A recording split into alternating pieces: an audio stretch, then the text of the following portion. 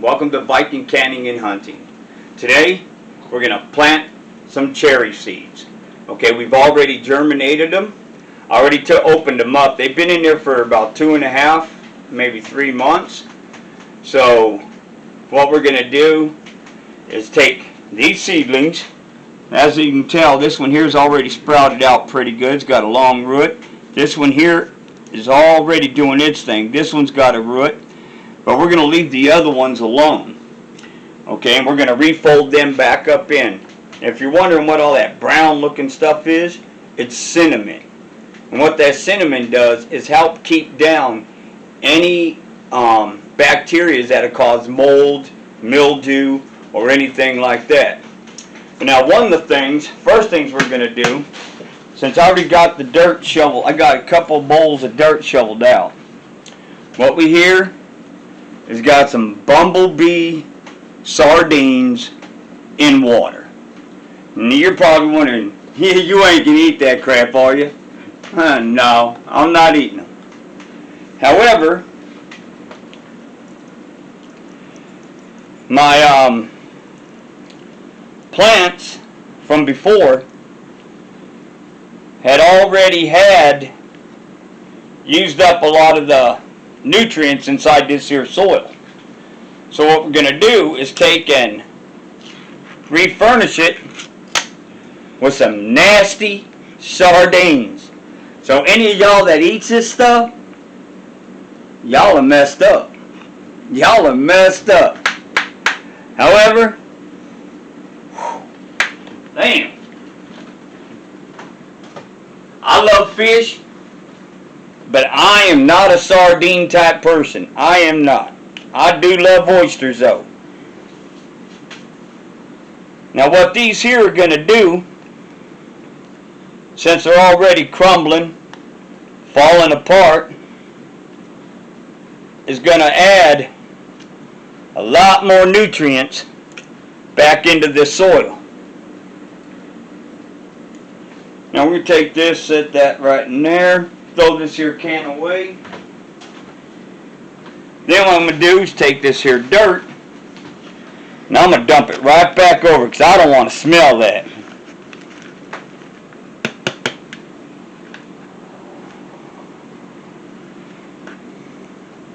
Then we're going to take the other bowl of dirt and we're going to do the same exact thing. We're going to pour it right back over it. Now just for your information now, what we're using here is Miracle Grow. I don't use nothing but whenever I'm growing. I use only Miracle Grow. And within a short period of time, you got huge plants. Alright? So now let's try to get this here piece, this one here right here off without breaking her. There we go. Come on, come on, come on. There we go. We got her. Let's make us a hole. I hope I don't touch that stuff. Now, pencil is going to mark it.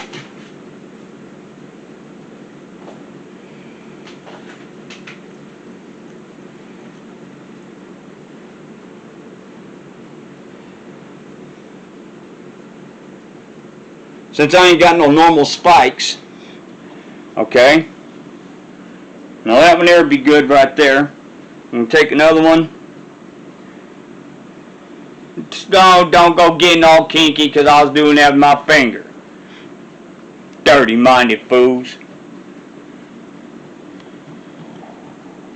Ooh, we're going to get nasty. Yeah, I took that from Fluffy when he talked about his donuts. And he got pulled over. Now this one here has got a good root, so we're just going to take that, drop it down in. We're going to bury that one up.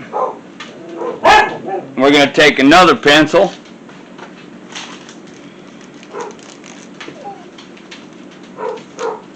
This here peach colored one. We're going to put that one in. Now we got one more here, so we're going to turn this around because we want them to have a little bit of room to sit there and grow. Alright, for whenever they do cut. God, it smells like sardines in here. Whoo! Stuff's giving me a headache. But anyway, we're going to sit here and get this here third one.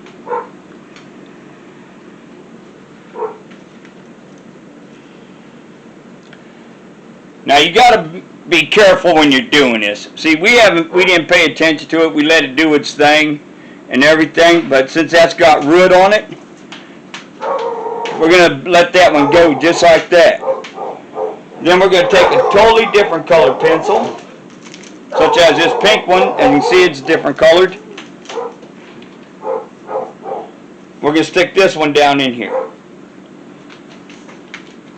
Now with all that being said, we can go back to these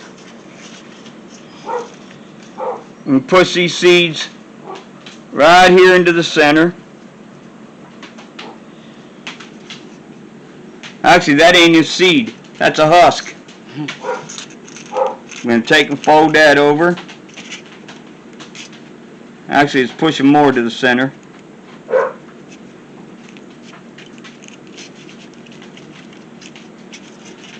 Fold it over again. Oh, shut up, Leah. What I'm going to do is take this and I'm going to wet it. Get a little extra moisture in it.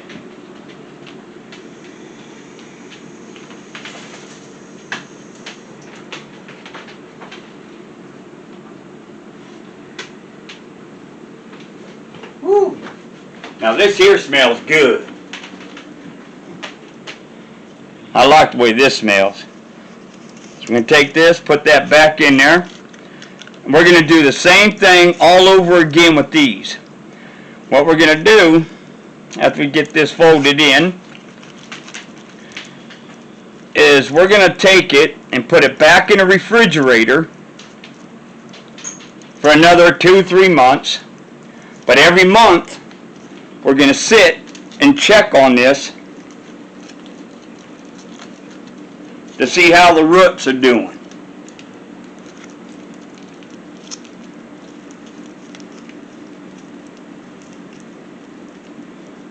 Get that all pinched up, sealed up nice without doing no harm. Watch it, Maddie. Now, so we always know where it's at. It goes on top of my wife's insulin. Can't mistake it from where it's at there. Then now, I need to get my water bottle and get that watered. I got this here filled. It's a half-gallon multi-purpose sprayer. I forgot my wife got it. I think it was Walmart's. Something like that. But it works really great for doing this. You know, you just pump it up. And she's good to go.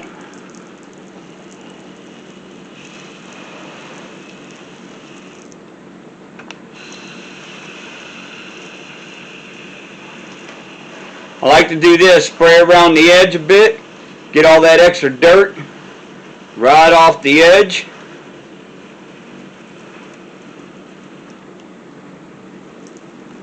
That way it also releases a lot more pressure on doing that instead of me hitting soil with it and getting that all destroyed, getting that all tore up.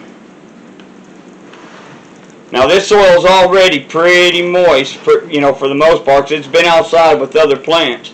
But the other plants had died, and yeah, they just did not come to fruition. So, well, we're giving this potting soil brand new life. Henceforth, sardines.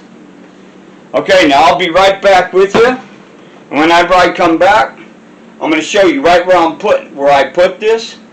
And I am literally putting a grow light. Even though there's no plants on it, I'm putting a grow light on it. Okay, this is the middle of August, almost near the end. It's the beginning of September. It's going to start getting a lot colder outside. So I don't want these to go into another germination state.